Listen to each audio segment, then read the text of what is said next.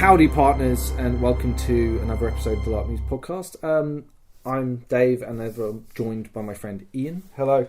And Ian, it's howdy or... Skin that smoke wagon. Hold on. Yeah, so I was lucky enough recently to go to a new LARP I haven't been to before, which was a Wild West movie LARP. Oh my god. Called Flying Lead. It sounds so good. I've been super hyped. Like, what I'm loving about this is, like, because I can't go to as many events as you, but I get to experience, hopefully along with the rest of you, this whole, like, Dave's different LARP adventures sort of thing. Yeah, if you haven't listened to the podcast before and you're just new to this, basically, I'm probably going to tell the story of how I got on this weekend. We'll have a bit of a chat about it. I'm going to mention the character names rather than the player names. I've checked with pretty much everyone on my list that I might possibly mention that they called me talking about them. I might talk about IC stuff, and if you hear stuff that you don't know about my character that isn't like, and don't. Yeah, let's keep it to the podcast, you know. Yeah.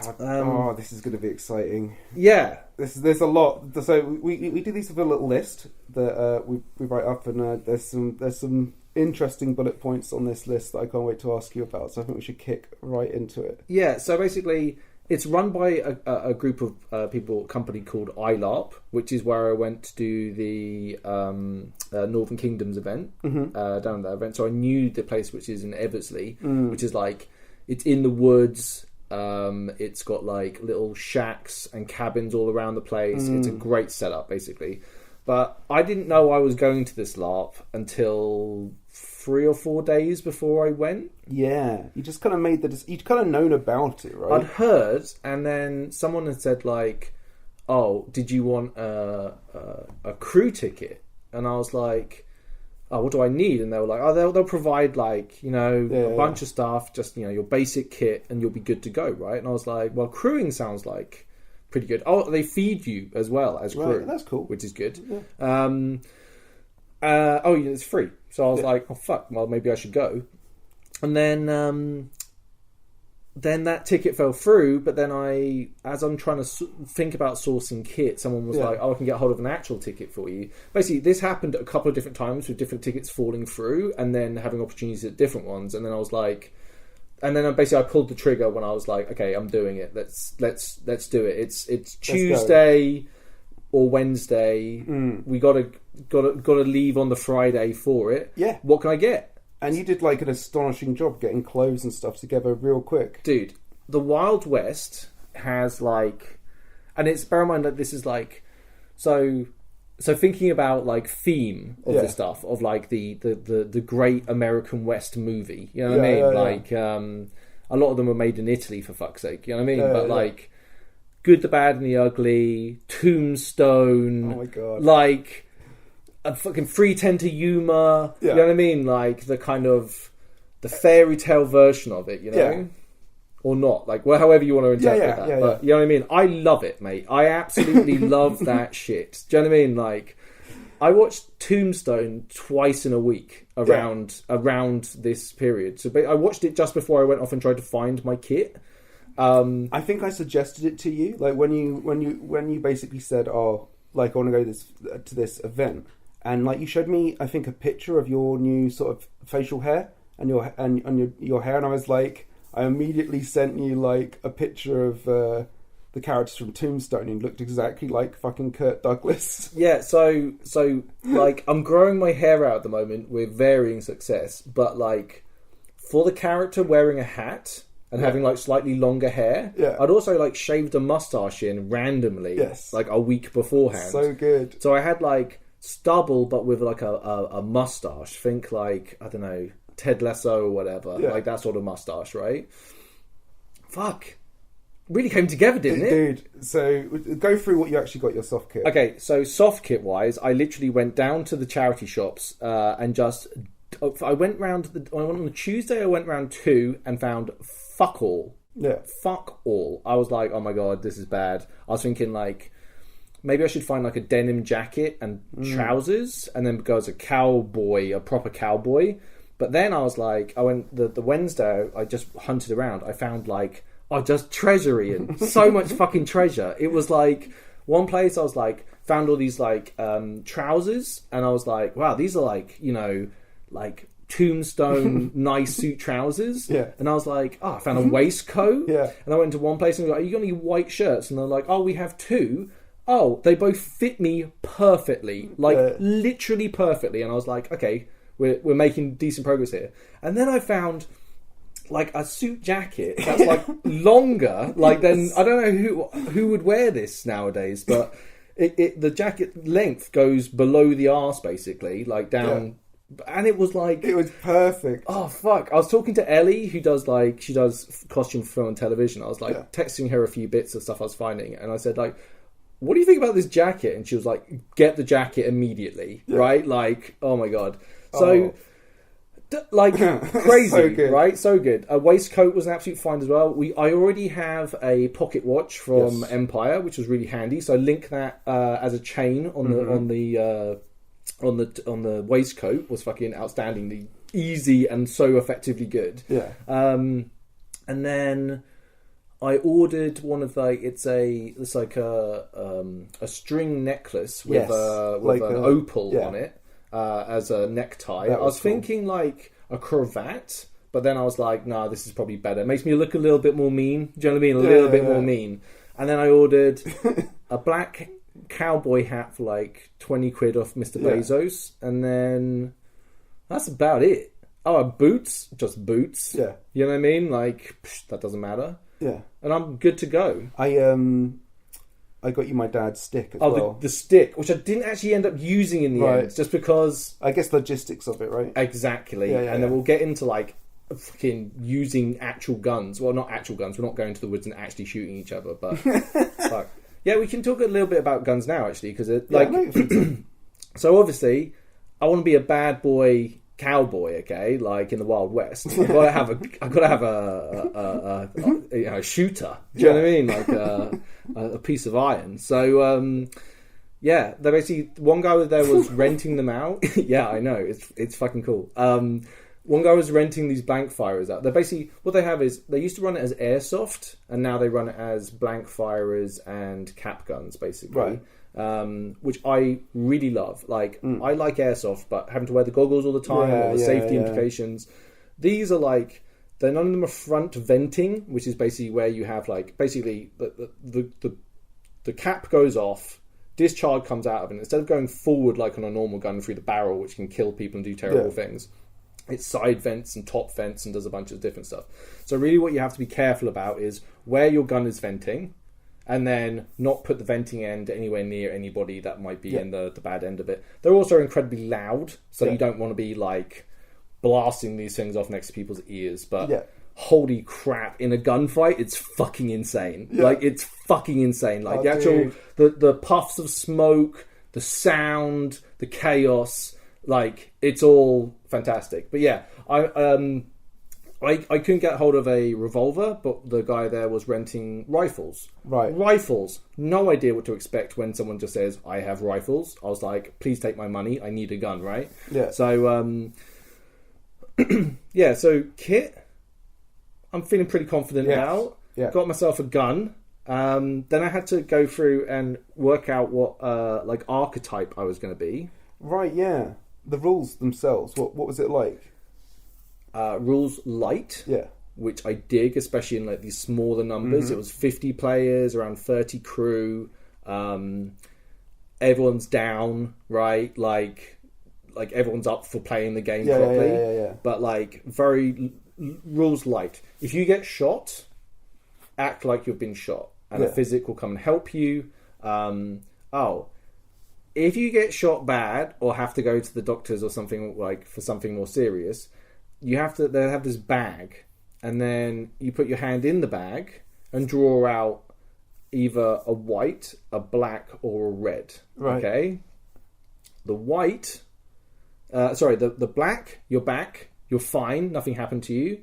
The white, you got wounded, and the red, you're dead. Right. Okay? Right. So you have to put your hand in the thing. Yeah. Doctor does his thing. What's it going to be? Yeah. How dead are you? Are you dead? Yeah. Right? Yeah. I like it. Yeah, as a concept, It's a bit spicy. A little spicy. Like, Yeah. you put your hand in the bag and then, oh dear.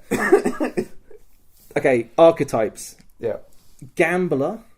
When playing cards and you're... Oh, by the way, if you're listening to this, I'm crap at rules, so I'll go through my version of the rules, but they might not be correct. Yeah, so Dave Rules 1.0. Dave Rules. Yeah. The gambler, if you're playing cards, at any point, even if you're playing poker and the last card comes down on the river...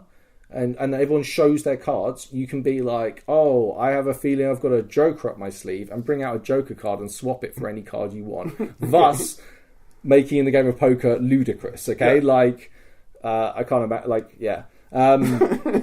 Imagine you're in a big hand and someone pulls that shit on you, like, you're going straight for that 6-shooter.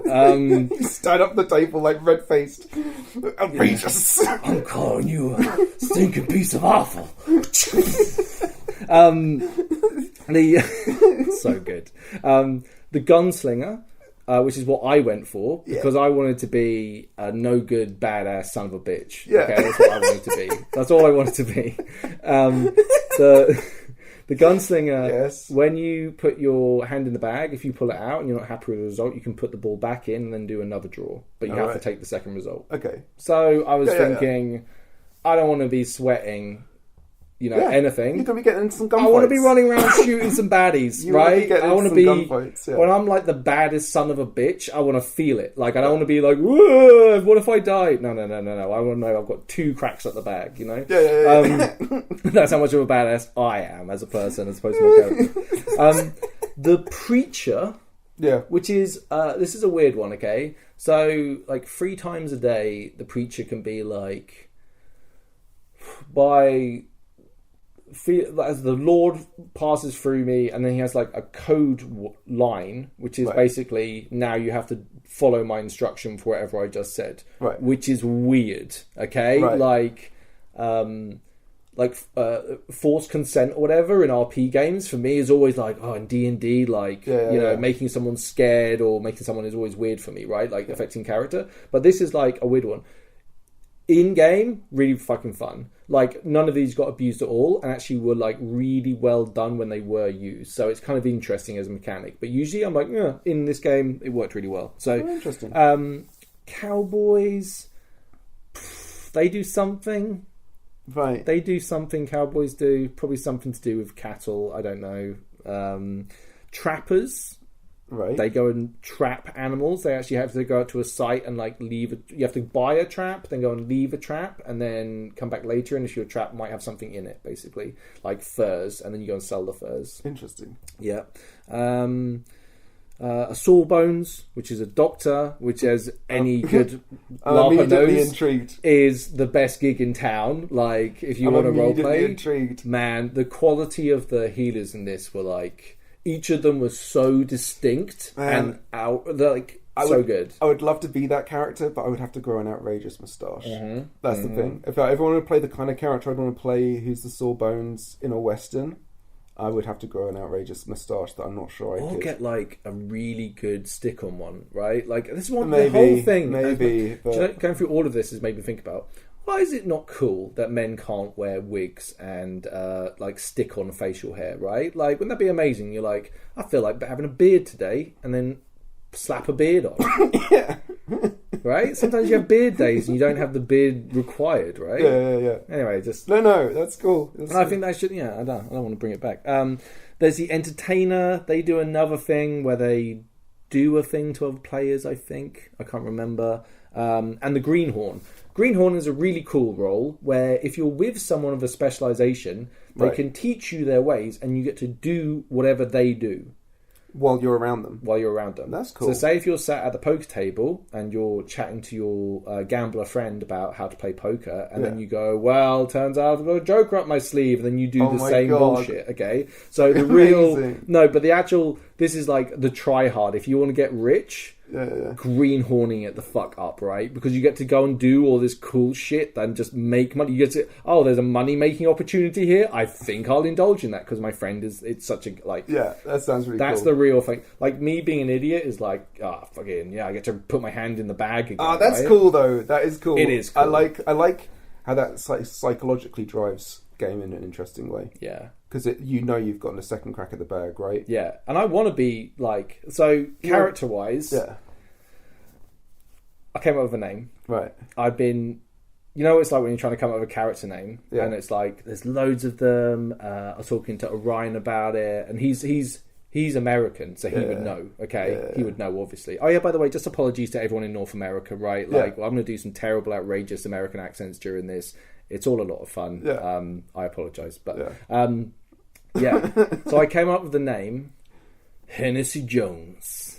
Hennessy Jones. Hennessy Jones. I like it. Yeah, it's like it. I was like, it's enough that it's like nobody calls their kid Hennessy, right? So it's definitely not his, probably not his real first name, And Jones is I like it even if it is. Yeah, and Jones is vague enough as well. It's like, I don't know, I liked it. And I was like, who is Hennessy Jones and why is he here? Well, like in my head, I was like, I really want to play a more antagonistic character. Like I always play goodies, even in like role play games, computer games, pen and paper games. I really struggle to be a bad guy. Okay, like really struggle.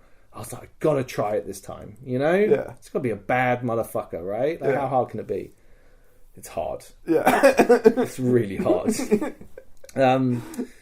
Yeah, I think we're kind of getting to the point where we can actually talk about going to the event now, I think. I got in touch with them beforehand. I say beforehand, like literally, I think whenever I sorted the ticket out Thursday maybe, and I was just like, hey, would it be possible to get like a little shack at one of the shacks so I can put my bed in there so my back doesn't fuck up, basically. So I've been having problems with my back. I had this operation a few months ago. And they were like, yeah, sure. So when I got to site, they were like, oh, you're Dave. There's your place. Had a little reserve sign on it. I was like, sweet, Kushti. This is like a world of my like. Apparently, I'm going by myself, so it's like, oh man, like it's just you don't have to fucking fund this shit, right? But yeah, the excitement of all, and when you rock up and everyone's wearing all these cowboy outfits and Wild West outfits, and by the way, like the range that this period in history, which is 1870-ish, okay? So we're past, we're probably about, 20 years past the Civil War-ish, like something like whatever it was, sorry everyone. Little Bighorns happened about 5 years ago. The West is shrinking, right? The trains are coming out there. It's a different world from how it was, really fucking cool. So I'm like, so there's two towns, one called Goodwill and Stillwater. And Stillwater is the one where the players camp. It's got a big like fire pit in the middle with shacks all around it. And the other one is like an NPC town where you have all the buildings, okay? Where you have a bank, you have a saloon, you have a general store, you have like a bunch of other traders and generally people around it. It's a fucking Wild West town here. It's fucking Wild West town. The set is fucking great, okay? You can either get there by walking around the long way or going a short way and then paying $1 in the coach fare. Right. Okay? My feet were fucked before I even got to the event, so I was like, "Oh, this isn't good." But that was pretty lax, and as soon as I said, "Like, oh, my feet are kind of fucked," they were just like, "Just go, just walk, it's fine." But the long way basically is this route that goes round, back behind the thing, goes down into a valley area, comes back round, up through like a fort, a wooden fort, and then loops around and comes back into the thing. Just to give like an idea of which comes to the back of the thing. It's a journey. It's not a small undertaking. So Friday night, everyone's getting like dressed up. So there's a whole range of these different characters already forming, and I'm just like, and they're so like unique and interesting, and like, but because of that, like how diverse everything was, it made the whole setting feel that much more immersive because you're like, these people they're not copy and paste people, right? They're like, fuck, it was cool. My neighbours were fucking awesome. I'll call them by their character names as best I know them. But next door to me was Mr. Wolf, right, who was a bit of a badass. Yeah. He rented me his pistol, Yeah. which made the whole thing way better. Rifle fun, yeah. but a 6-shooter on your hip is Oh my god. mwah, mwah. Oh my C'est gosh. magnifique. It's that good. I'm turning French. Do you know what I mean? Like, fuck, just having it on your hip, pulling your fucking jacket back so it like shows the fucking thing, tapping it. It's just, oh man, yeah, so good. Yeah, he was a really good guy. And then on the other side was the church. The fucking preacher and his brother were in the church next to me. Oh my gosh. Yeah, and he was like, you know, a pistol-wearing preacher, right?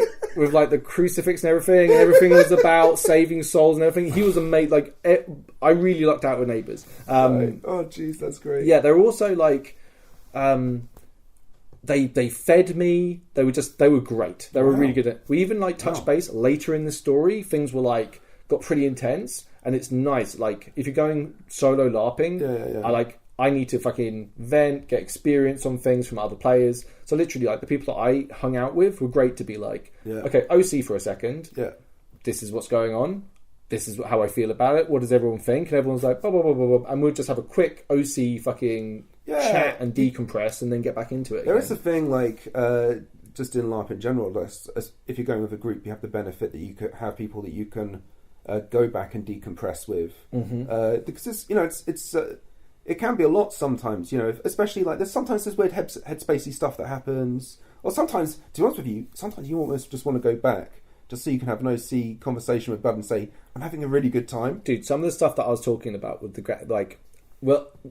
let's not get to it too early. We'll get to some of the fucking crazy, mind-blowing fucking RP moments that I had this weekend off. Take me into the game. Okay, so Friday night was going to be like a soft roll-in of the game, basically. So at like 8 or 9, it was quite a late start, so it's already dark. I bumped into a couple of players who one of the guys is dressed like in this kind of like 1800s like Playboy like London aristo.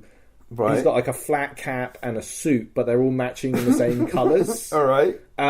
Outrageously fucking good costume. A really great guy. I really enjoyed playing with him. And he had a butler called Baker. Oh my gosh, this sounds amazing. They were like, she's like amazing. This duo were like so amazing. The reason why I said hello to them was because they Baker was messing around with her pistol, and like I was like, oh, I don't really know what I'm doing with these type things. So we had a bit of a conversation about how do these guns work. Like I've used real firearms before, but like not blank firers, not fucking 1870s revolvers and percussion cap rifles, okay? And it's dark, right? So try to figure out basically how the different mechanisms of the gun worked, have a test fire to see what that's like, you know, and that's how I got to know them. And they basically mentioned, because we're new to town, we're going to come in on the coach who's going to drop us off outside, and then we're going to kind of walk into town. Right. And I was like, perfect. Yes. Like, that is exactly how I want to walk into Clearwater, is arriving off a coach. Off a coach in the dark. Yeah, exactly, dude. Yeah. Like, hell yeah. Yeah, so Hennessy's arrived. At all times, I am wearing my hat. I'm always carrying my rifle with me, and I'm basically just like down for business. Okay. And you went black hat as well, didn't you? Obviously black hat. Totally black hat. Gotta send that message. Do you know what I mean? Mustache, slightly the hair down to my neck type thing. I look like bad news. Do you know what I mean? Like, get off the coach. And they're all like, basically it's like, oh, where's the town? And he's like, oh yeah, right. And I'm like, where are you from? And he's like, oh, we're from England actually. I was like, England? Oh well, that is wonderful. And we're like having this whole conversation, all in character about like why we're here. That's when I meet a really important character called Antonio. Right. Okay. Antonio is from Spain. Yeah. He's got like a check shirt and like suspenders or whatever. Right. And like a white hat or a straw hat. Anyway, this guy's awesome. He's speaking in like a full Spanish accent the entire time. Really, really into his character. And Antonio's like, he's there and I'm talking to him. He's like, "Why are you here?" And it's like, "Oh, for opportunity." You know what I mean? Like try and like discover this world around. So I'm talking to these different characters, and I'm like, you know, already gaming a little bit, trying to find some allies, trying to like figure out what's going on. You know, talking about opportunities, and we talked about gold mining and prospecting, and how we might want to like come in on prospecting together and see if we can get some money as a group. And I'm like, this sounds great. And I'm like talking like, it's the land of opportunity. Do you know what I mean? Like, you smell that? That is freedom. Something that you may not be accustomed to being from England. You know, like all this shit. I did like constantly for the entire weekend. Do you know what I mean? Like, it's quite disconcerting, all these people having guns, and it's just like, well, that's that freedom. We got so much of it, and you really got to be careful about other people using their freedom against you, you know? Like, just ludicrous. My accent was actually better then. But, right, so, but you get to the town. So we were in our normal town, and then I'm like, I get set up, and then we go into Goodwill, which is the NPC town. Right. The characters are like so diverse. I don't know who are players. I don't know who are NPCs, right? Right. I have no clue. Oh, all the leadership in the town, actually, I did know are all NPCs. Right. So there's the... Go on. No, go on. They're kind of like core character. They're like known leaders of their various nodes of game, essentially. Yes, effectively. Yeah. And I think like it's a good idea probably to have that, just because of like players usually end up abusing the shit out of positions like that, because nerds be nerds and we can't have nice things, basically. But the mayor, who was like very much a politician, very shifty immediately. As soon as I met him, I beelined for him because I was like, oh, that's the mayor. I got to go and talk to the mayor. Very shifty, right? Very like, oh, I had a whole bunch of dialogue. So whenever someone's talking to me, I tend to have like a routine of generally introducing Hennessy and just playing around with different ideas. Yeah. So they'll be like, well, you know, it's always good to find opportunities for a man in my line of business. And everyone's like, what line of business is that, Mr. Jones? And he'll be like, well, I tried being a farmer, but everything I touched seemed to die. I also had cigarellos. I bought cigarellos from Sainsbury's on the way in. So right. I would often, and I had matches as well. So I would often pause, like mid sentence to light my stogie. So I'd be like, "See the good Lord strike.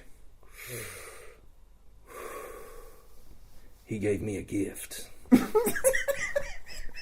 What? It's outrageous. It's outrageous. So good. I don't know, like, it was fun to do. I don't know how effective to anyone, how intimidating I actually was, but it was really fun. Also, I always took the opportunity, if anything even slightly I wasn't happy with, like, there's some talk about where people should sit.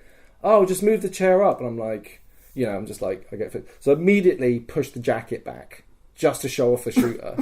Or I would put the gun on the table, or just generally, I was like, if you know Always Sunny in Philadelphia, at one point Charlie gets a gun and he starts like wearing it in his trousers, and then every time anyone shows him when he's static, he lifts his shirt off just to show off the gun. Right. Like, that's how I was pretty much, like, a lot of the time was generally like an awful human being. Yeah. It's an awful. Also, like, I decided that if anyone was going to argue with me in any way, then I would always push back. Like, I was trying in my head, this is how I'm going to be a bad guy. I'm going to be unreasonably bad, but if anyone fucks with me, then I won't back down on anything. Yeah. I'll never back down. Oh, importantly, speaking of never backing down, high noon. Right. Twice a day, there is a duel in the middle of the square where two players, if you go, you no good son of a bitch, I'll see you at high noon. And then at high noon, you go there, you walk out, you take the bauble out the bag and you check it before you do the shootout. Oh, brilliant. And then you walk out and then you enact what it is. So sometimes, like, both of you could be dead. Like, you kill each other. That's cool, though, because you get to react to the gunshot. Yeah. Based on what you know. Yeah. So you could, like, be dodging. Yeah. But there's only 2 a day, and I didn't see it once, by the way. I missed all the ones that happened, so I didn't actually get to see it. So, But, so how... Can there only be one of those things, or is it one per player? Yeah, no, it's one. Like literally, it happens twice a day, and it's only 2 players are involved. All right, so you like book it essentially. Essentially, yeah. So I think it's more like don't be a dick and just be like, oh, you stepped on my boot. I'm just gonna fucking call you to high noon. It's usually it should be more like a kind of like I've got big character beef with your character.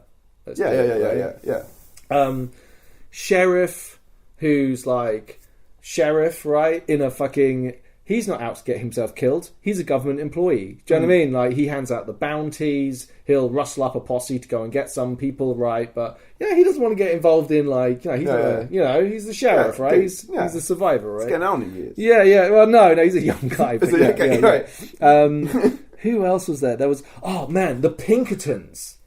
The fucking Pinkertons. The Pinkertons, for those that don't know, are like a private detective agency that went completely fucking rogue in the Wild West and just murdered people for like state pay. They were real bad motherfuckers, okay? And the Pinkertons were no less awesome, right? Yeah. Like, so there's one guy, he was like the fastest draw, and he was the guy that was in charge of the Pinkertons, and he wasn't taking shit off anyone. There was another guy, a really nice Scouse lad who I met in the queue.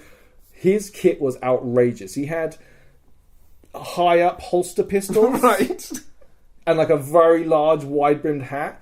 He looked like the devil himself, right? Like, just so good. Like, he played, both of them played like fairly menacing characters, and they really did that well. Yeah. So when I was talking to that guy at the bar, we were like, it was funny. Like, we're both smiling and talking niceties, but there's like a whole sub-conversation happening underneath it. Do you know what I mean? Like, where, like, just really fun. Like, I love all that kind of, like, a bunch of badasses talking about, lightheartedly about killing. Do you know what I mean? Like, that sort of thing. That's cool.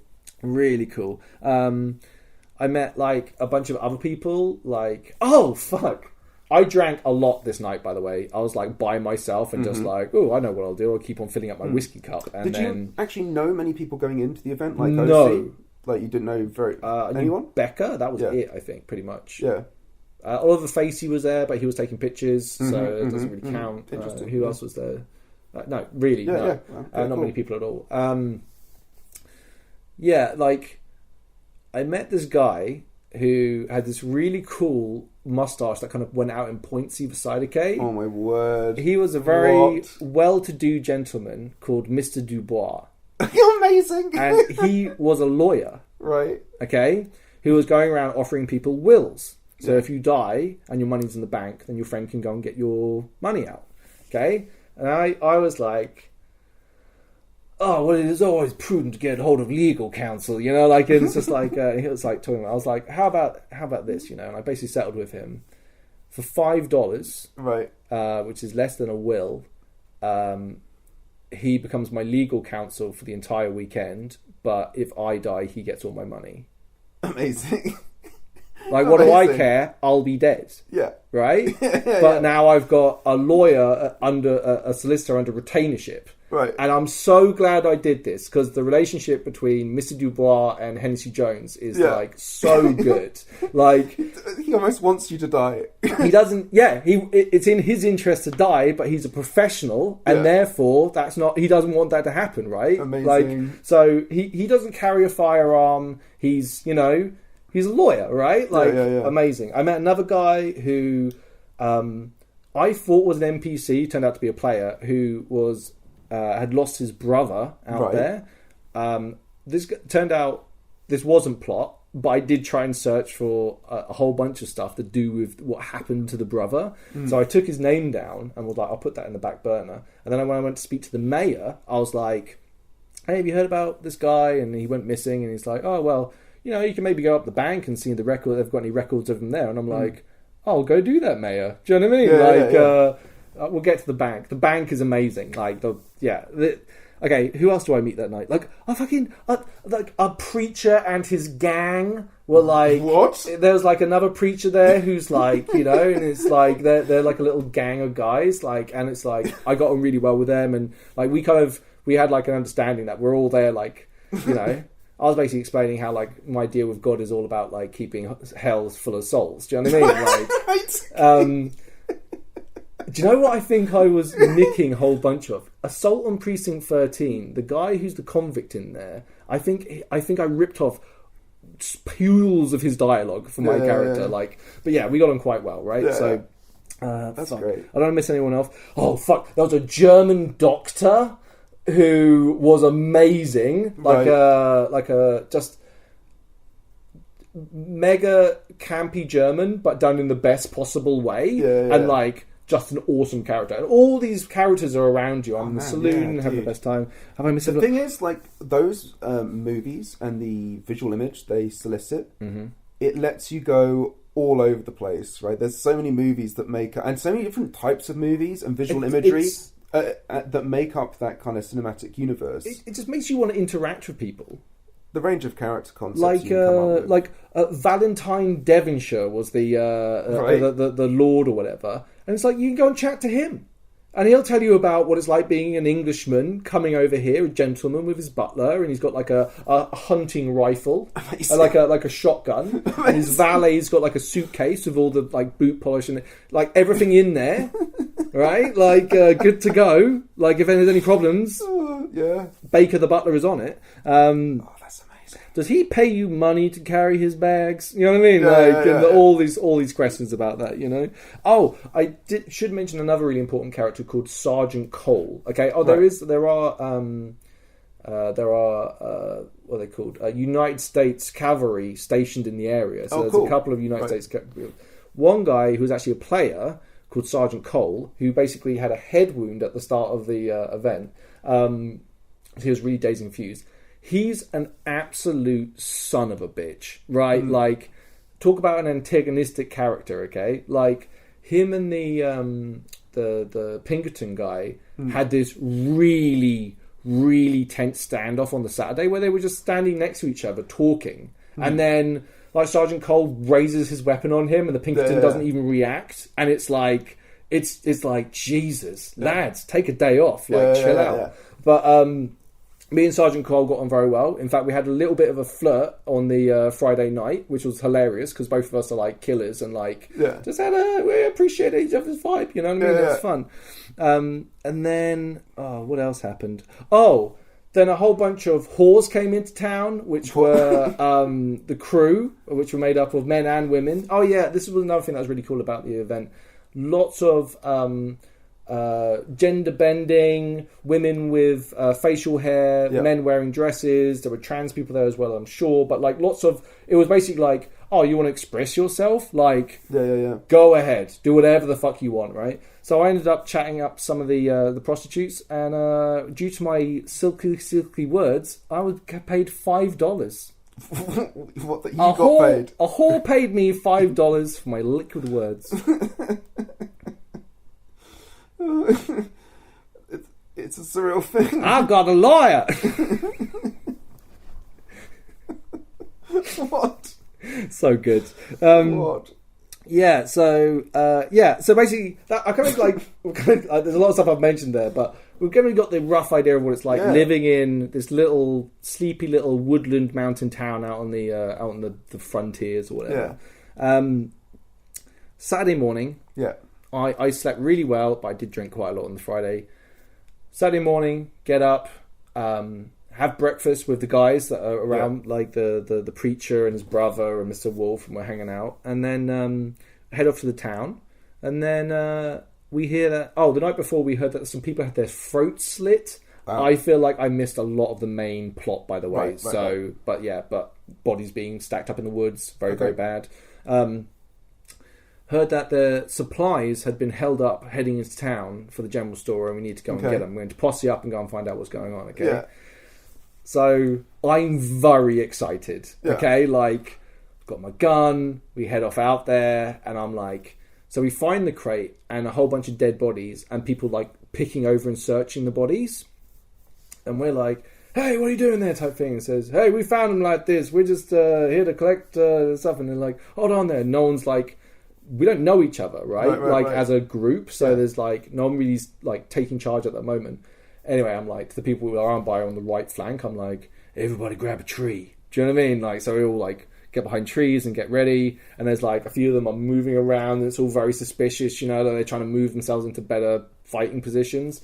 And then all of a sudden, like, bam, bam, bam, bam, bam, and there's just smoke and gunshots, and I'm like hiding behind this tree and I'm taking shots, and there's these guys down this little gully, there's 3 of them, they're shooting at us, and I like turn around, I'm like, one of them gets shot, and then I turn around, I plug one, and he like, gets hit in the shoulder, and he's like yelling, and what's that scene in Unforgiven, you know, where they shoot a guy and he's screaming in the bushes or whatever. It's like it's full on, dude. It's great. I even got to do, like, in that shootout, I got to get my rifle. Like, I put a thing on and say, hey, you cover me! And I, like, run across, and then, like, I'm like, put your hands where I can see them, you sons of bitch, or I'll put this goddamn bullet through your head! I mean, I'm charging down this line, and they're all, like, trying to hold their hands up. Then one tries to go for a gun, and, like, bam, shoot him, and, like, it's crazy, dude. Like, I'm like, what you got for me, you son of a bitch? So you can check them, and they're, like, got, if they've got stuff on them, like some of them have bullets, or some of them might have other stuff, so I'm like, what are you on you? And I'm like going around like checking them, and if they haven't got anything, I'm like abusing them, like, oh, you sorry son of a bitch, you even got a bullet for me on you. And then anyway, kill the guy. Me and another guy, I run over and I get the crate, and I'm like, we gotta get this out of here. And then I'm like running along, and this guy's helping with the crate, and we're going into bushes by ourselves because there's a gunfight happening behind us, and it's all very sketchy. There's like one guy covering us. Anyway, make it back with the loot. GG, fucking really good. Like, that sounds amazing. Yeah, yes it is. Yeah, yes it is. Like all different aspects of that as well. You can imagine all the other different. Like, you could be the guy giving you cover, like as you're running away. That must be fucking amazing. Like the sound and the smoke. Yeah. And the visceral shit's loud. Like I will probably bring like some sort of ear protection with me next time, because especially the big like Peacemaker pistols, when those go off, like it's loud, like almost louder than a real gunshot, you know. They're really loud. I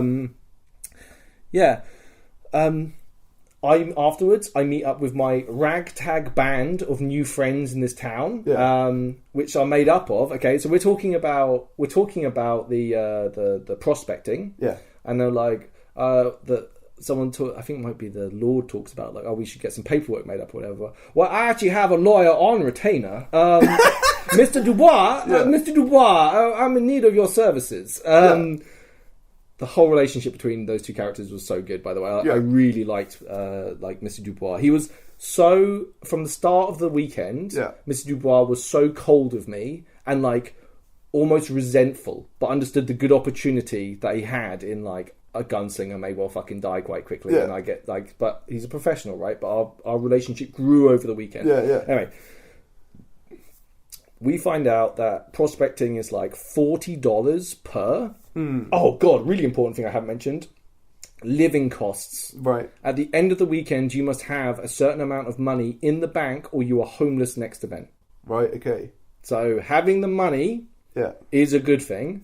Now I had enough money to cover that to start off with, but you got to spend money to make money, Ian, in my opinion, so you got to invest that shit. I did have a fortune reading on the Friday night, which was the classic. 2 of them were good, and then one of them was like about, in hindsight, it was actually outrageously good, like all these tarot readings are. It was something about like sacrifice or something like that as a last card, and I was just like, how ridiculous, what hokum, as I like walked away from this thing. But hindsight, incredibly good. As always get your fortune read at a LARP event. They're always good. So there's the lawyer, Mr. Dubois, Lord Devonshire, Baker, Antonio, a couple other people who might have been there. The shady prospector, okay? This guy changed his name every single time you asked him his name. So, like, literally when the butler was like, what's your name? And say, what's your name? He was like, Baker. And he's like, that's my name too. I'm Mr. Baker. And it's just like, I don't believe you for shit. So everyone just started calling him the prospector after a while, because he's not going to give us his real name. Right. And this shady customer came in on us, right? So basically, we have to wait there. Some other players were going to buy all of them, but said they weren't going to buy all of them. It's pretty bad. Like, that probably should be looked into, that a player can buy all of them, because it's probably quite game breaking. But we got 2 claims. Right. Okay. Gave us a map, drew some things off, and off we go to go prospecting as a little group. Which basically means we go off, find a flag that's marked on the map, and we're supposed to dig around it and see if we can find anything. We went on this journey, 3 of them. We had access to 3. Anyway, spoilers, someone had gazumped them before we even got there, and it was a complete waste of time, okay? So that wasn't great, because obviously, as a game, wandering around the bushes, trying to look for something that isn't there, sucks balls. And we didn't get paid for the claim, so all I did was get my money back from the initial investment, which wasn't great. I gave Antonio a short, so I paid for his half of his stake as well. It was $10 each, and I paid for his. Okay. Antonio is like for me became like the good soul of the village. Okay, like he really did. He's out here to work hard. He's a trapper. So we came up, he goes, we're walking through, going prospecting. He goes, stop. And we all stop. Yeah. What you talking about, Antonio? And it's just like, he pulls out his knife.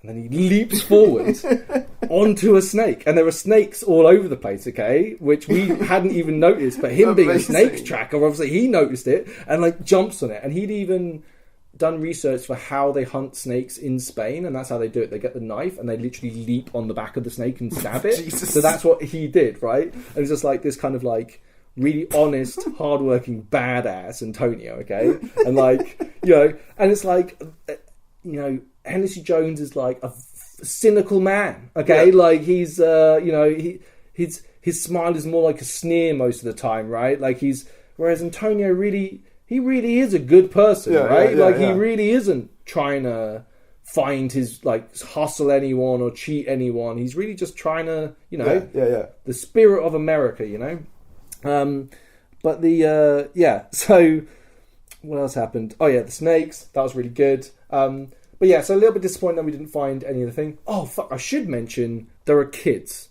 There are these kids that are at the event, okay? They're over 10 and under 14. I don't know how old kids are. Kids.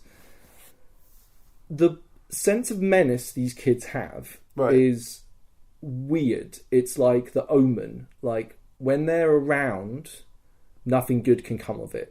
They're always up to no good, right? They're always trying to get $1 out of you. Basically, I think they figured out that they can get the dollars in game and then go to the general store and get actual sweets. So they're pretty invested in hustling for cash, basically. I ended up paying them, if they overheard my name being said, Hennessy Jones, to come and tell me who said my name out loud. Yeah. Because I was like, this would be a fun thing. If they overhear it, then I can just run up there and kind of like, why are you saying my name? And add like a bit of menace to it. Yeah, it's fun. That sounds cool. But then we went out for another shootout. Oh, this is where we were trying to get to. This was pretty epic. So bounties are going out and all sorts of crazy shit's happening. Our prospecting area is underneath this valley where this giant shootout is happening on the top of this hill, where like a whole mob of our guys are charging up the hill trying to get a bounty. Wow. And we're like, when we should wait, and I'm like, while they're distracted, now's a good time. Let's go. And I'm like, that visual of me running along with Baker and Antonio in front of me, and someone else was there. Fuck, who was it? But with this gunfight going off in the back with my gun drawn and like running down there, it's fucking cool, right? Like, it's really fun. Yeah. Obviously, we didn't find shit, but whatever. Oh man. Okay, a lot of the gunfights are going to be really hard to like remember which one was which. Right. I'll tell you just like some fun bits that happened in the shootouts. So me and this guy, I can't remember what we're doing. We're out there trying to find a doctor or something. Anyway, we're walking on. We come up to the fort. There's a shootout happening on the other side of the fort, and we don't really know what's happening. So they're like, oh, get over there. There might be some people coming over on the left. So we go out the front gates and stand just in front of these bushes, right? So there's a little like berm, a little mud berm, and then there's just bushes. So my visibility is dick all, right? I can see trees in front of me, and I'm like, I've got my gun trained in it, and I'm like, what the fuck? I don't even know who's friendly or not, right? If someone steps out and I shoot them, I don't know.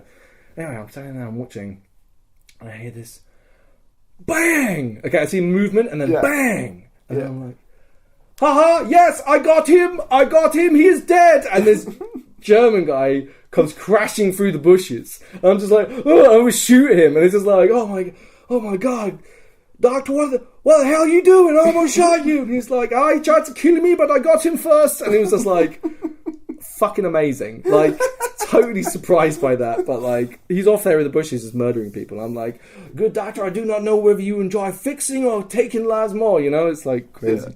Yeah.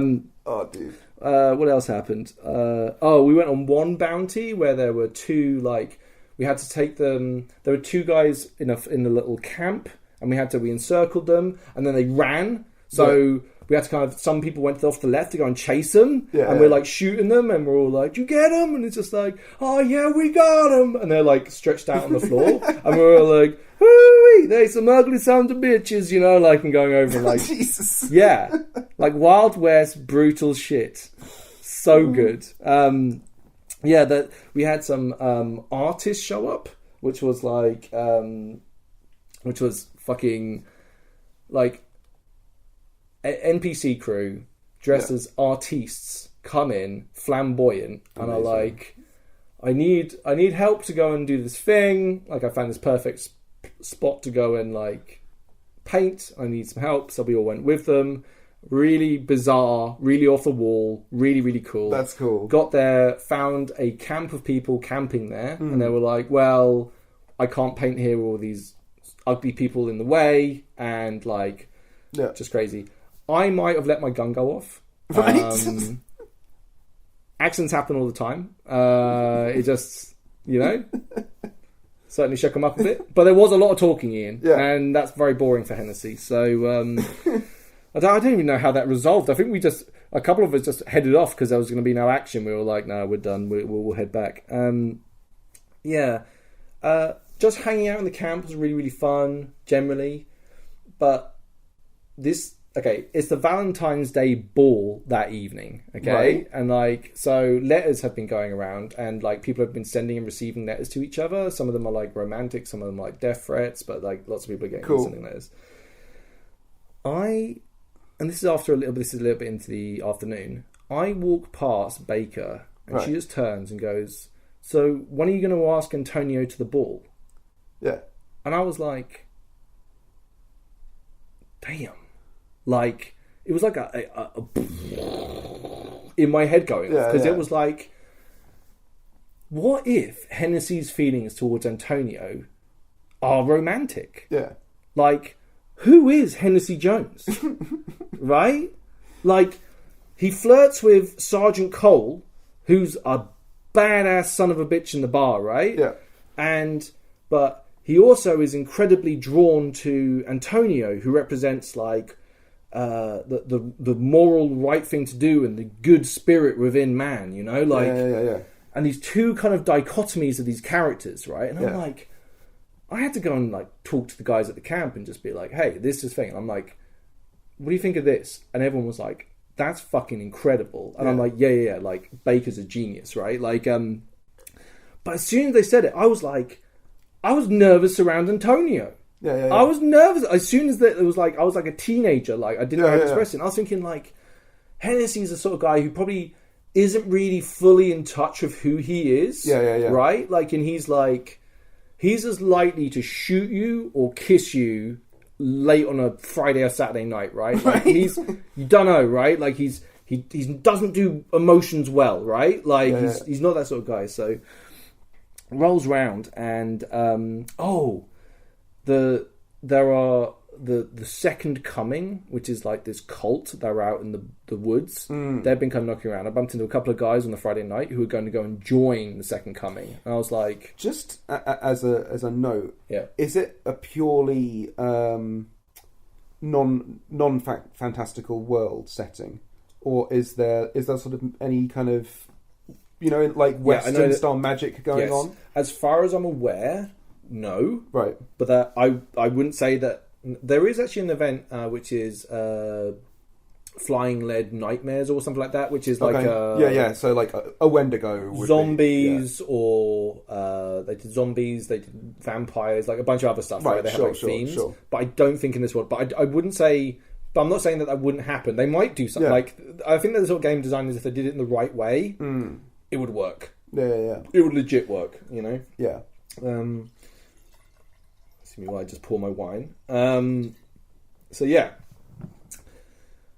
Neighbours fed me again, which was like amazing. You know, when you're like LARPing, you're like, oh, I'll just snack and I won't actually eat. And they were like, oh, why don't you just try this beautiful, excellent cuisine that we've been cooking? Wow. So good. So it comes around to the evening. They had a bit of problem with the PA system, so I managed to help them out with my phone and do a couple other bits, which was really, really good, just to help out crew and stuff. So the Valentine's Day ball was like, they had the PA system and a band basically miming the band, right? And then they had a whole bunch of like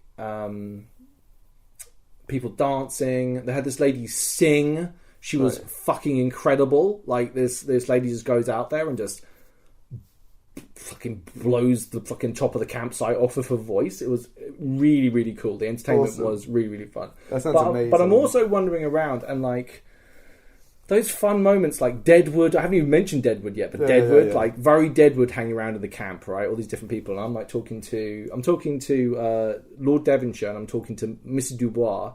Yeah. I'm saying it is fortuitous, gentlemen, that we happen to come across each other, and I hope this will be a very fortuitous event. I mean, I'm like, so we had a bit of a handshake. It was all very Wild West and kind of one of those moments, you know, like really fun.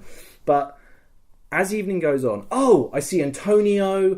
First of all, I see Sergeant Cole. Right. Sergeant Cole is very, very suggestive with me, and I, as Hennessy, I'm like, I appreciate that, Sergeant Cole, but I fear I'm currently emotionally unavailable. Yeah. Right? A little bit of character development just for me type thing. It was like, so he kind of laughed at me for that and was like, okay, fine. And then I saw Antonio. Antonio came and sat down next to me and we were talking. It was so good. It was so good. I think Baker had said something similar to him. So there was this undertone for the whole thing. And I was just like, I was a little awkward about it. And Antonio was cool, but he was saying like,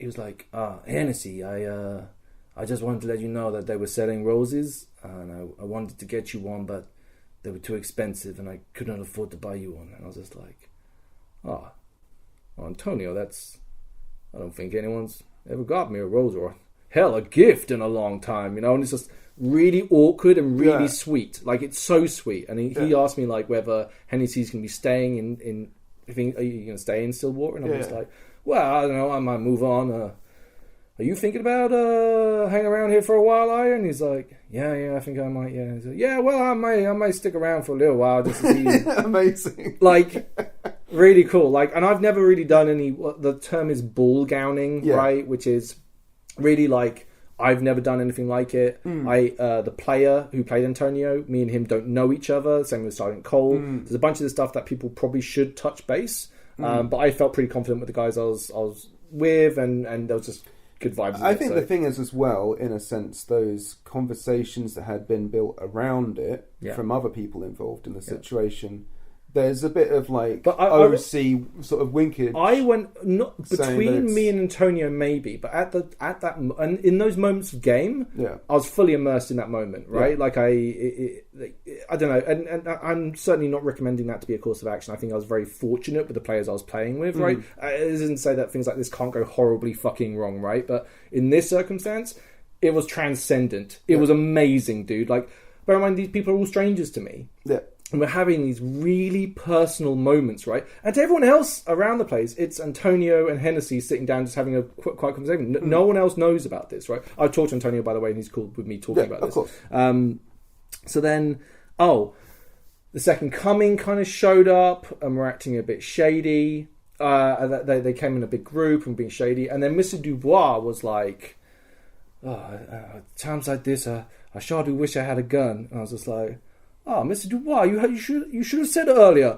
Would this make you feel more comfortable? And I pull out my pistol and I hand it to him. And he's like, maybe it would. It's just like, just point that end at them and pull the trigger and they'll die. You know, pull the hammer back and they'll die. And so then I end up arming Mr. Dubois. He ends up like having some shooting practice after they leave. And I'm like, look at my lawyer. And it's just like, he's armed. And this is like definitely like the friendship of Mr. Dubois and Hennessy, like just so good. Like my lawyer's armed, you know what I mean? Like, it's really fun.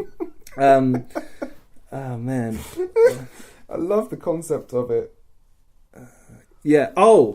When the Second Coming came, the preacher, my neighbour, rocks up and starts throwing down hell fury at them. And he's a great player, because what he didn't do was, as NPCs, just shout down the NPCs, right? Let the NPCs do their job, get plot out, get the game going, and then he came out there and just fire and brimstoned about how this town doesn't need saving. Do you know what I mean? Like, and their version of the good word is wrong and all this stuff, right? Fucking so good, like so emotive, so real, and we're all sitting there. And like, bear in mind, everyone, me, Mr. Dubois, Mr. Wolf, and a bunch of other people are all heavily armed, and are heading around and basically being like, if it's going to kick off, like, we're going to, the preacher's not going to get hit once. We're going to just wall of seal them. Yeah, exactly. Yeah. It doesn't go that way in the end. But as they're leaving, we're all like, be seeing you all, be seeing you, as they're leaving, and they're just glaring at us, and just we're smiling at them. And then someone says like, Mr. Mayor, would you mind if we fired our guns into the air in celebration? And he says, oh no, I think that would be totally appropriate. And then we all just start firing some shots in the air. Fucking so good, man. How do bullets work in terms of like the amount that you get? Like, what's the... You get matchsticks. Okay. So me being a gunslinger, had a shitload of matchsticks. Right. I was really fortunate with my looting. Like, sorry, I missed some bits. No, yeah. So I found a whole bunch of ammo. I found money. One guy, $10. He had fucking $10 on him. I was like, what you got, you son of a bitch? You got anything for me? And he's just like, I got this. And I'm like, oh, yeah. And he said the NPC guy was like, he was like, oh man, your face lit up when you saw that. I'm like, $10 is $10. Like, that's some hustle, right? That's great. In one gunfight, I'm running around shooting. I do a little bit of a charge. And then I get charged down and hit in the arse with a hammer by this lady who was... Do you know how embarrassing it is to get melee killed with when you've got a gun in your hand, a firearm? But yeah, she surprised me. That got pretty sketch, because I was then down behind... Yeah, how do melee weapons work, actually? Basically... In fact, because I obviously described how gunplay works in the high noon setting, but in just a battle, how does combat work? Is it basically... Okay. If I see you point your gun at me and you fire, I act as if I've been shot? Exactly. So that might be, did you get winged? Did you get hit square on? So I took it as like, it fucked my butt up, so it made me so I couldn't move very well. So I hit the deck and I turned around and I shot her, okay? But then I was down the ground. I'm like trying to shoot some other people. Another guy from behind the tree not that far away fired, and I took it in my shoulder. Right. And then I went like fully lay down on the ground. And then basically... What I did to kind of simulate this was, and bear in mind, like, the NPCs aren't out there to fucking execute your ass, so it's like, I basically went down and made myself not so much of a combatant until someone managed to get to me, and then, like, the guy that didn't shoot me, I just pulled my rifle up, and he goes, you son of a bitch, I like, blasted him, do you know what I mean? Like, believe it or not, you son of a bitch, you're still gonna die. It's like, I was going out there. I dropped my gun a couple of times. That was one time I managed to get my gun out of its holster and I had to come find it, but people were really good and found it, so that wasn't an issue. Like, so that was fine. Man, the gunfights were just fucking staggeringly fun, by the way. Yeah. Like, it sounds amazing. Also having to do, like, lots of flanking moves. There was one time where we had to come up into a fort, where we had to charge up into the fort, and there were these brothers or some sort of group, and those were like older dudes, like that were just like older dudes, like a couple of years older than me. I'm going to be one of those older dudes very soon, but like they just had double pistol, and when they went to town, they were just like this wall of bam, bam, bam, bam, and like one of them would be reloading while the other guy's firing, and they would do these like charges, and they were just such badasses. Having two pistols would be amazing, dude. Two pistols. I want two pistols so bad. Like, Father Christmas, please. I've been a good person with like custom handles and stuff. You know what I mean, mate. I want to go. I'll talk a little bit at the end of this about what I want to do with Hennessy, but like, yeah. So in the morning, basically we have a morning service for our preacher, who actually does a morning service and does a reading. The brother did a reading. Nice. And he was a little awkward reading it out. It was so good. It was just oh, cool. And then someone came running up and was like, the second coming are out there, blah, blah, blah, you know, and all this stuff. So we kind of had to kind of like posse up. Headed out there, and then there was a lot of confusion at the start of the battle about what was going on and what was happening. And basically the second coming fell on us in droves. And it was this really, really messy, up close and personal. Like, I got shot twice. I was behind enemy lines. There was like people like yelling at me. One person thought I was the mayor, and I'm like, I ain't no mayor. Do you know what I mean? Like, lots of chaos happening. I got rescued, like, and was like limping out. And I saw Antonio running around and just doing crazy shit. Like, he was jumping into bushes, then jumping out like fucking Rambo and like executing people, and jumping back in the bush again and disappearing. And you'd hear like gunshots go off, and they would appear somewhere else. And I was just like, and just as we're leaving, as I'm being kind of helped along, I see Antonio make a move for a bush, and I'm like, I turn around, I'm like yelling like, "Hey, anyone seen Antonio? Where's Antonio?" And like the sheriff turns around and goes, "Oh, he's safe. He's up at the thing." And I'm like, You sure you saw Antonio? He's like, yeah, he's safe. We gotta go. So I'm like, okay. So I head off with everyone else. Yeah. Go to see the physic, get all sorted, and then it's like, where's Antonio? Where the fuck is Antonio? I'm like, the sheriff's like, oh, sure. I almost pulled my gun on him. I think I did pull my gun on him. Or at least I pulled my gun. Yeah. Like, I was like, we gotta go back and get him. And nobody wants to go back because it was a hell of a fucking gunfight, right? And I'm like, no one's like, who's coming with me? I'm going. Who's coming with me? And a couple of people were like, yeah, we got you, Hennessy, we'll come. And it's like, so we set off, and I'm like, that's amazing. I'm like laser focused. Yeah, I'm like laser focused. I'm like, hey, if we see him, you put down some fire. I'll go get him. You just you cover us, and we'll go get him. And we get there, walk around there. And like, there's a few picket guys on the van. I'm like, hey, you. There's no way we're gonna sneak in there. And I'm like, hey, you got one of ours. We want him back. And it's just like, we're the parlay. And it's like, yeah, I gotta say parlay, you know. So after a bit of talking, they're like, all right, but you gotta leave your guns. And I'm like, okay. So me and this other guy, right, two of us, just go forward, surrender our guns, and I'm like. Jesus. Yeah, there's photos of these. Where did I post them? If you go to the Flying Lead group, there's actually on there. I posted them, but there's these moments are photographed where we're unarmed. My eyes are laser focused on the guy in front of me, and he's preaching about all this stuff. And Antonio is lying on the ground, motionless in front of him. And I'm like, hey, we just want to get him back, you know, like, I ain't got no quarrel with you.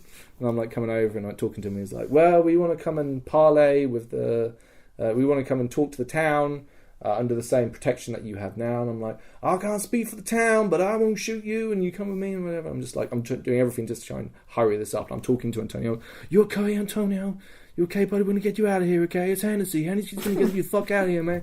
And it's like, so we get him up and we're walking him out. And I'm like, let's get the fuck on, or whatever. And I'm just like, so then we end up walking back, and I'm like talking to fucking like OC. I'm like, holy fuck, dude, that was crazy. And he's like, yeah. And I'm like, oh yeah, we better go back in. Like, just put him back over my shoulder again and bring him into town. I'm like, I need a sawbones here. I need a medic. Not medic. You can't say medic. Whatever. I was really into it.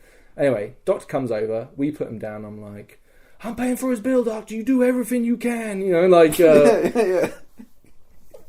And he's not good, right? Like, he's really fucked. So the doctor basically tells us that he's basically done for, and the best thing we can do is kind of like speed on his passing. Right. And it's me and Sergeant Cole over the dying Antonio's body. And like, Sergeant Cole's got a really deep connection with Antonio as well, and he's really upset. And Antonio's like whispering to me a whole bunch of stuff to do with Spanish anarchism that he researched. So he's telling me about how, like, you know, all about like, I want to bastardize what he said, but he was talking about like the morality of man and shit like this, you know, like all this cool shit. Yeah. And basically I'm like, Sergeant Cole, could you give me a minute? And he's like, okay. And like, I lean forward. In fact, I'll edit this out, but I'm going to tell Ian what I said, okay? So I'm just going to edit out what I'm about to say. So I lean forward and I say,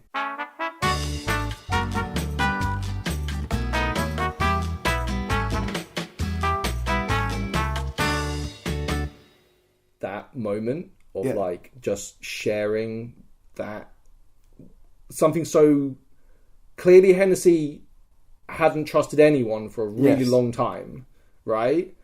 Such a really like interesting piece of information to drop. I'm sorry that you guys aren't getting to hear it, but like in terms of like character possibility, is really interesting. Yeah, really cool. So it's like I don't know, and then I pull my pistol and I shoot Antonio in the chest. Right, okay. Yeah, after saying goodbye to him. He's also really he doesn't want a priest. Right.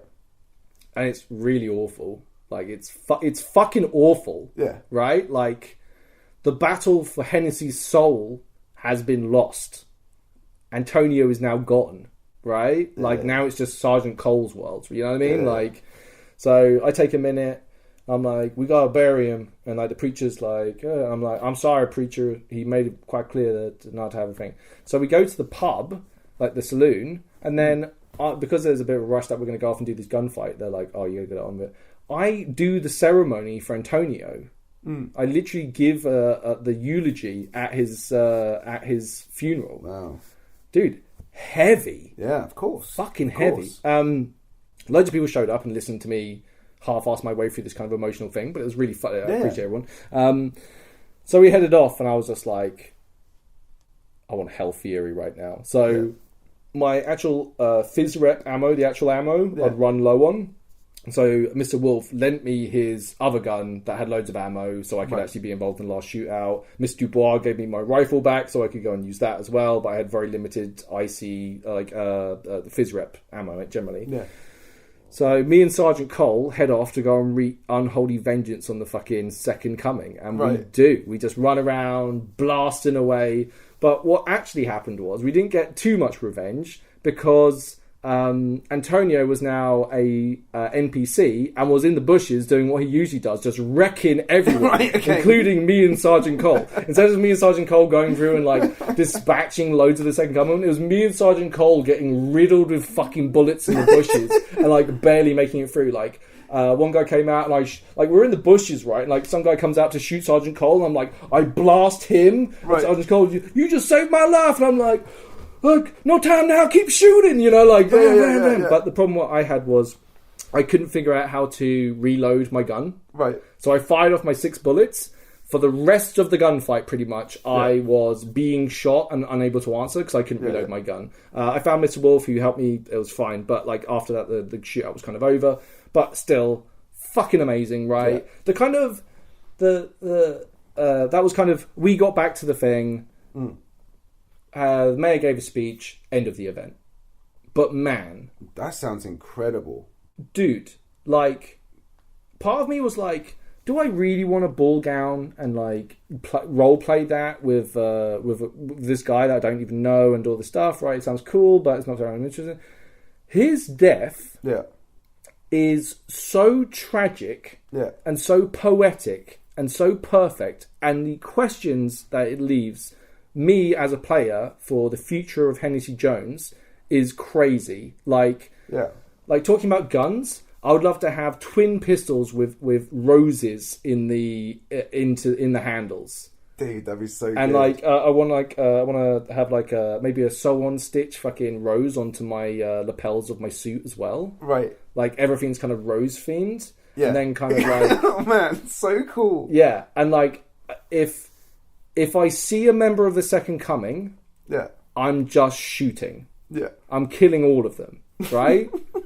Like, you know, bottle in one hand, gun in the other, and just shoot people down the street and then be like, oh, Mr. Dubois, I appear in need of your services. You know, like, and I reckon, like, Mr. Dubois is the sort of player that if we had to have an actual court case, he would bring it.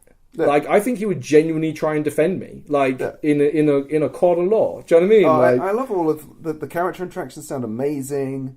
The action sounds incredible. Like, just the sense of character from your description of the event sounds top notch. Mate. Yeah, I'm so excited for you. I don't get to go to the next one because it's in August and it's bumping up with the Eerie Lights event, unfortunately, which sucks. But I almost feel like missing one might not be the worst thing for Hennessy. Generally, I think you need like it's a big emotional thing. Like, where do we find Hennessy? Is he drinking himself there? Has he rejected religion? Has he become very religious? Like, what's he doing? Right? Like, did he take also, on? It gives you a chance to think about costuming or any little things you do want to do, and sometimes time actually.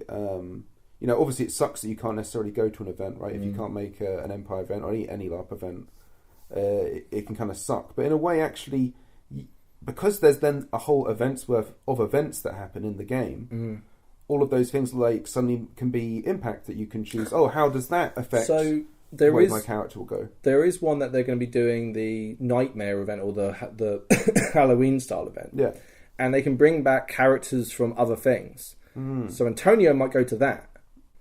That's cool. And that could be fucking great. Dude, yeah, like, that could be awesome. Like a crazy redemption where Hennessy and Antonio get to fucking... For one night. For one, just go and shoot baddies and like see the good in the world, and that might well change, like... This is where I'm at right now, right? Yeah, it's like a vision quest. Yeah. For Hennessy Jones. Who knows? Who knows? You could do all kinds of crazy shit with it. Yeah, he could be like taking Piety out in the fucking wilderness, right? And then like have this crazy vision. Yeah. I mean, fuck. That's really cool, dude. Yeah. Oh, it sounds like a cracking time. Mate, I think the stuff that iLARP is doing at the moment, and bear in mind, like, Northern Kingdoms isn't iLARP, but it was at the same site, and I know a few people connected. It's kind of the familiar faces that were there. I think that's true of a lot of events. I think there's ultimately people are interested in different systems, different games, and I think there's the crew often move from different groups. I think what I'm trying to say is something really special is happening down there, right? Like it's really, really, really good. Like my only complaints would be like, are the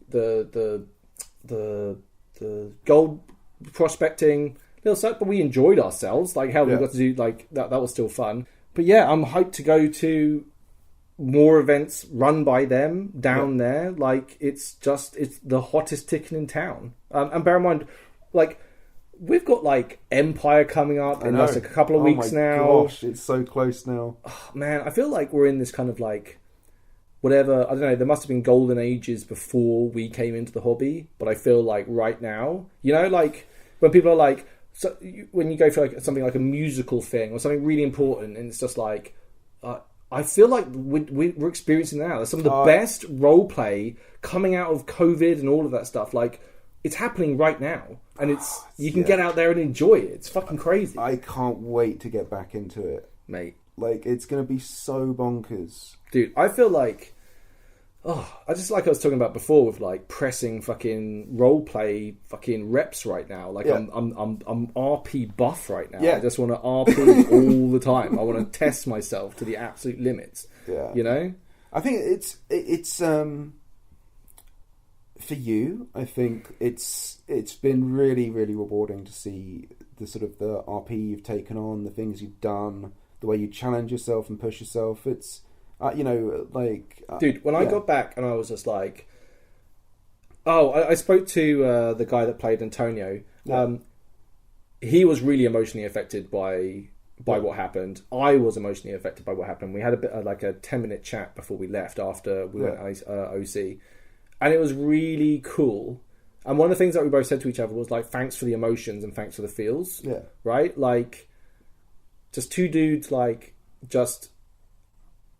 You don't get to do that, right? Like when you watch like that sensation of watching a movie with like a tragic ending, like being part of that tragedy stuck with me. And like the whole drive home, I listened to like the Good, the Bad and the Ugly soundtrack and all that stuff to still live in it, still supping on the dreams, right? Yeah. But I was just like, wow, if you told me at the start of the weekend that Hennessy Jones would be involved in a love triangle, which...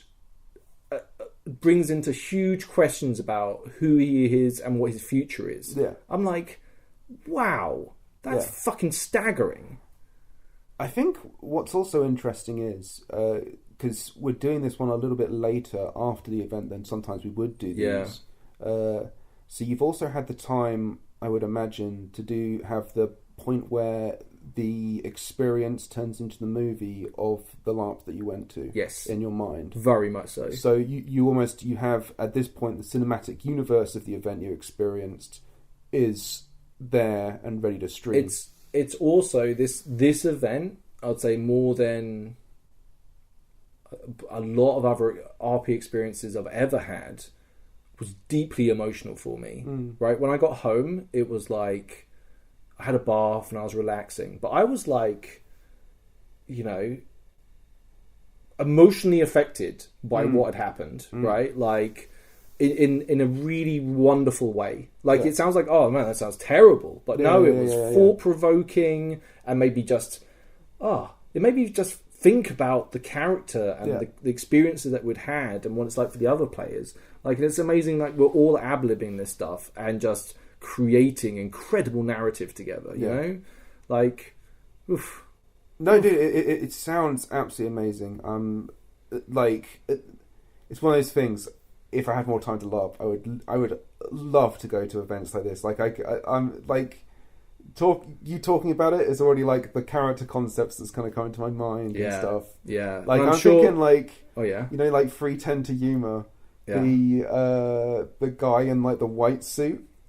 Who's like, you know what I mean? An absolute son of a bitch. I would definitely, like, that's one thing over the weekend, like, which I think is what I got lucky with how my character was done and how stuff, because having a distinct look and just having like something that just makes like the silhouette of your character or the it's really like, I didn't take my hat off at all. Yeah. Like, the only times I took my hat off were the Sunday service and when Antonio died.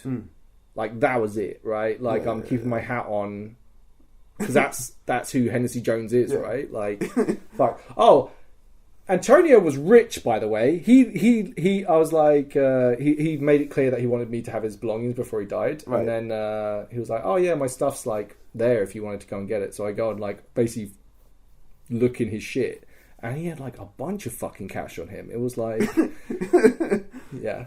Antonio, yes. Antonio, we're gonna drink tonight. Oh man. Yeah.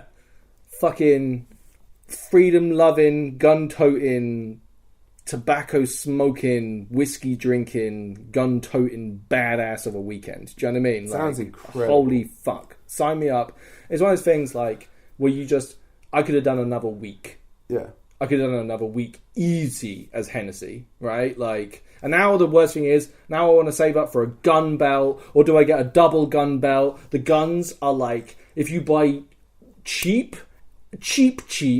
is at least 150. Wow, okay, nice, yeah, 325 or whatever, you know what I mean? That's the sort of ballpark you're looking for nice, like, it goes all the way up, man. To be fair, like, do you wanna like Remington rifle? Like, oh, come on, imagine, like, no, yeah, doing all that shit. How about a double barrel shotgun, Ian? Yeah, sawn off shotgun, that'd be pretty fun, wouldn't it? But the two pistols just is two pistols. Good. I was thinking like side holster and like cavalry holster. Almost. Cavalry holster, yeah. So you got one on your side and one on your chest or whatever. Yeah. So you get the old. That'd be pretty good. Just also so you can do that whole kind of side-on silhouette draw. Yeah, you know what I mean? So good. Yeah, the motion, and then you've got the one from the hip for the. Why don't you, Jimmy? One on your left. Mate, I want to go back now. Like, Jesus. Yeah, we should wrap things up. Thank you so much for listening. Ian, thank you for joining me. This has been a pleasure. Thank you so much. It's really nice. We enjoy recording these. I hope you enjoy listening to them. So, but yeah, thank you very much to our patrons. We'll remember to thank you this time. Yeah, we made a video recently. You can check that out on our YouTube thing about how if you've forgotten how to LARP, you've probably been laughing a while now. When we shot that was really fun. That's about it, really. Yeah. So, I don't know. Won't be long till more, hopefully. Well, soon. Who could say what could be happening? Ooh, it's exciting. It's exciting. Spicy. Take care of yourselves. We'll speak to you all very, very soon. Yeehaw!